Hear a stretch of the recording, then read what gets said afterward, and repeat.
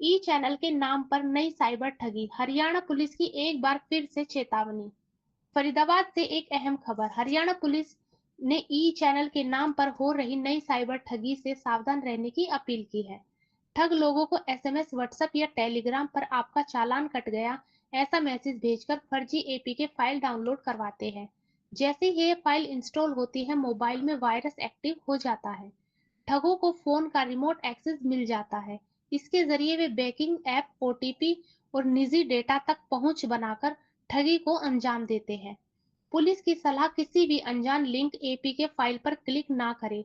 सिर्फ आधिकारिक वेबसाइट या ऐप से ही ई चैनल चेक करें और कभी भी ओटीपी या बैंक डिटेल साझा ना करें। ठगी का शिकार होने पर तुरंत 1930 पर कॉल करें या cyber crime.government in पर शिकायत दर्ज करें।